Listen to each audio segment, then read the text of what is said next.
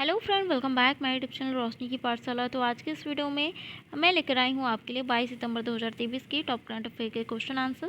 पहला क्वेश्चन है, प्रतिवर्ष 22 सितंबर को कौन सा दिवस मनाया जाता है? तो वर्ल्ड राइनो डे मनाया जाता है प्रतिवर्ष 22 सितंबर को। विश्व राइनो दिवस यानी कि वर्ल्ड राइनो डे हर साल 22 सितंबर को विश्व स्तर पर मनाया जाता है। यह दिन गैंडों की सभी 5 मौजूदा प्रजातियों जैसे black rhino, white rhino, greater एक सींग वाले राइनो, सुमात्रा राइनो और जावन राइनो की रक्षा करने की आवश्यकता के बारे में लोगों में जागरूकता बढ़ाने के लिए मनाया जाता है। हाल ही में प्रधानमंत्री नरेंद्र मोदी कहाँ भगवान शिव थीम वाले स्टेडियम की आधारशिला रखेंगे?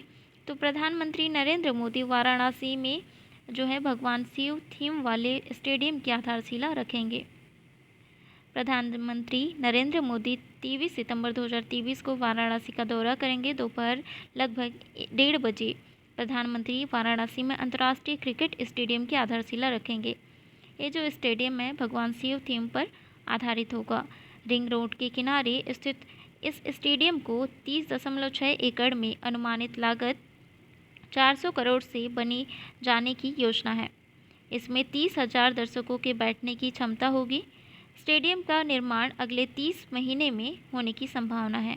इस दौरान बीसीसीआई के अधिकारियों के भी इस जनसंख्या में शामिल होने की संभावना है। हाल ही में किस राज्य सरकार ने मुख्यमंत्री आत्मनिर्भर अभियान शुरू किया है? तो असम राज्य सरकार ने मुख्यमंत्री आत्मनिर्भर अभियान शुरू किया है। असम सरकार मुख्यमंत्री आत्मनिर्भर असम अभियान के शुभारंभ के साथ अपने युवाओं के लिए सशक्तिकरण और आत्मनिर्भरता के एक नए युग की शुरुआत करने की पहल तैयारी की है। हाल ही में कौन 2027 में सीमेंट की रसायन विज्ञापन पर अंतर्राष्ट्रीय कांग्रेस की मेजबानी करेगा? तो भारत देश करने वाला है। भारत ने 2027 में नई दिल्ली में केमिस्ट्री ऑफ सीमेंट पर प्रतिष्ठित अंतर्राष्ट्रीय कांग्रेस यानी कि आईसीसी की मेजबानी की बोली प्राप्त की। हाल ही में आईसीएमआर ने कहा निपाह वायरस का पता लगाने के लिए टूनेट टेस्ट को मंजूरी दी है। तो हाल ही में आईसीएमआर ने जो है उड़ीसा राज्य के फैले निपाह वायरस का पता लगाने के लिए टूनेट टेस्ट की मंजूरी दी है। निपाह वायरस ने हाहाकार मचा रखा है। इसको लेकर जो है केरल के कोझिकोड जिले में अलर्ट जारी कर दिया गया है। स्कूल कॉलेज 24 सितंबर तक के लिए बंद कर दिए गए हैं।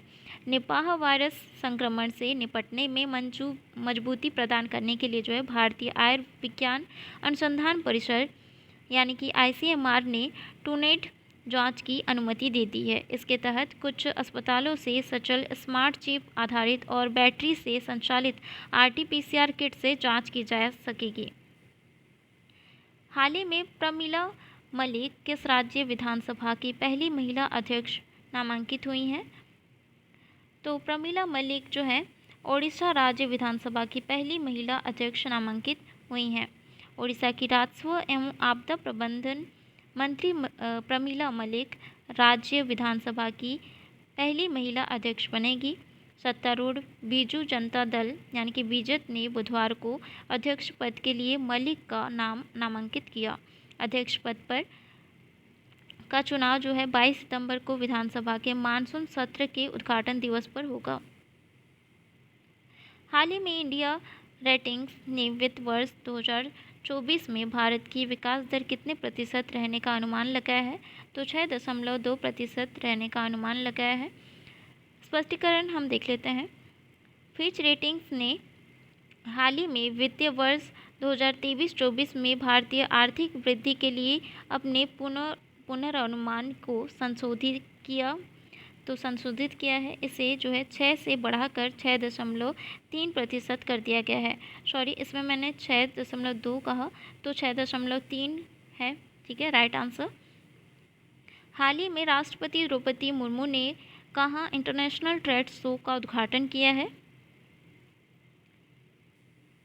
तो हाल ही में राष्ट्रपति द्रौपदी मुर्मू ने जो है ग्रेटर नोएडा में ट्रेड शो का उद्घाटन किया है। राष्ट्रपति द्रौपदी मुर्मू ने गुरुवार को ग्रेटर नोएडा में आयोजित 5 दिवसीय यूपी इंटरनेशनल ट्रेड शो के शुभारंभ के अवसर पर प्रदर्शनी को देखकर प्रशंसा व्यक्त करते हुए उन्होंने कहा कि उत्तर प्रदेश की इकोनॉमिक ग्रोथ की उपलब्धि सराहनीय है। प्रदेश न सिर्फ भारत में सबसे तेज़ी से बढ़ती हुई राज्य अर्थव्यवस्था है, बल्कि देश के 5 ट्रिलियन डॉलर इकोनॉमी बनने की संकल्प को जो है पूरा करने में यूपी का अहम योगदान है। हाल ही में किस राज्य सरकार ने राज्य के कुलपतियों की नियुक्ति को विनियमित करने हेतु विधेयक पेश किया है? तो हिमाचल प्रदेश राज्य सरकार ने राज्य के कुलपतियों की नियुक्ति को विनियमित करने हेतु विधेयक पेश किया है। हाल ही में किस कार कंपनी ने 2024 तक डीजल कारों का उत्पादन बंद करने का निर्णय लिया है? तो वोल्वो ने जो है कार कंपनी ने 2024 तक डीजल कारों का उत्पादन बंद करने का निर्णय लिया है। वोल्वो 2024 तक डीजल कारों का उत्पादन बंद कर देगी, पूरी तरह से इलेक्ट्रिक कार निर्माता बनेगी। ऑटोमोटिव उद्योग ने एक प्रमुख नाम वोल्वो कार्स ने जो है हाल ही में एक भूतपूर्व घोषणा की है, यानी कि डीजल कारों का जो उत्पादन है वो बंद कर देगी वोल्वो कार कंपनी और इलेक्ट्रिक कारों का निर्माता बनेगी। हाल ही में किस राज्य के किरीटेश्वर गांव को भारत के सर्वश्रेष्ठ पर्यटन गांव का पुरस्कार मिला है? तो पश्चिम बंगाल राज्य के किरीटेश्वर गांव को भारत के सर्वश्रेष्ठ पर्यटन गांव का पुरस्कार मिला है। मुख्यमंत्री ममता बनर्जी ने गुरुवार को कहा कि पश्चिम बंगाल के मुर्शिदाबाद जिले के किरटेश्वरी गांव को केंद्र द्वारा देश के सर्वश्रेष्ठ पर्यटन गांव के रूप में चुना गया है। उन्होंने बताया कि गांव ने यह सम्मान हासिल करने के लिए 31 राज्यों और केंद्र शासित प्रदेशों से प्राप्त 795 आवेदनों को पीछे छोड़ दिया। यह चयन सर्वश्रेष्ठ पर्यटन गांव प्रतियोगिता 2023 में से हुआ है। 31 राज्यों और केंद्र शासित प्रदेशों से जो है 795 आवेदन प्राप्त हुए थे। तो उनमें से जो है प्रथम स्थान पर किरटेश्वरी गांव को जो है सर्वश्रेष्ठ पर्यटन गांव के रूप में चुना गया। हाल ही में प्रधानमंत्री मोदी ने किस देश के राष्ट्रपति को गणतंत्र दिवस पर मुख्य अतिथि बनने के लिए आमंत्रित किया है? प्रधानमंत्री नरेंद्र मोदी ने जो है अमेरिका देश के राष्ट्रपति को गणतंत्र दिवस पर मुख्य अतिथि बनने के लिए आमंत्रित किया है 2024 में। भारत में अमेरिका के राजदूत एरिक गॉरेस्टी ने बुधवार को कहा कि प्रधानमंत्री नरेंद्र मोदी ने अगले साल 26 जनवरी को गणतंत्र दिवस समारोह के लिए अमेरिकी राष्ट्रपति को बाइडेन को मुख्य अतिथि के रूप में आमंत्रित किया है। हाल ही में एशियाई खेलों के उद्घाटन समारोह में भारतीय दल का ध्वजावाहक किसे बनाया गया है? तो लवलीना बोरगोहेन और हरमप्रीत सिंह को दोनों को बनाया गया है। हाल ही में कौन से राज्य सरकार सचिवालय के कार्य में तेजी लाने के लिए ऑफिस डेस्क सिस्टम लॉन्च करेगी? तो उत्तर प्रदेश राज्य सरकार जो है सचिवालय के कार्य में तेजी लाने के लिए ऑफिस डेस्क सिस्टम लॉन्च करेगी। उत्तर प्रदेश सरकार सचिवालय के कार्यों में तेजी लाने और फाइलों का त्वरित और पारदर्शी निपटान सुनिश्चित करने के लिए एक अधिकारी डेस्क प्रणाली शुरू कर रही है। हाल ही में भारत और किस देश के बीच वार्षिक नौसेना समुद्री द्विपक्षीय अभ्यास SIMBEX शुरू होने वाला है, यानी सिम्बैक्स शुरू हुआ है? तो सिंगापुर और भारत देश के बीच जो है वार्षिक नौसेना समुद्री द्विपक्षीय अभ्यास सिम्बैक्स शुरू हुआ है। भारतीय नौसेना और सिंगापुर गणराज्य की नौसेना के बीच वार्षिक नौसेना समुद्री अभ्यास आज से शुरू हो रहा है।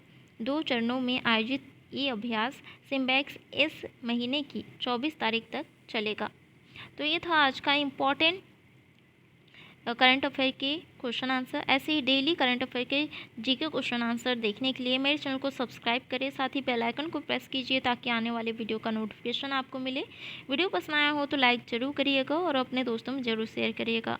मिलते हैं नेक्स्ट वीडियो में इंपॉर्टेंट जीके क्वेश्चन के साथ।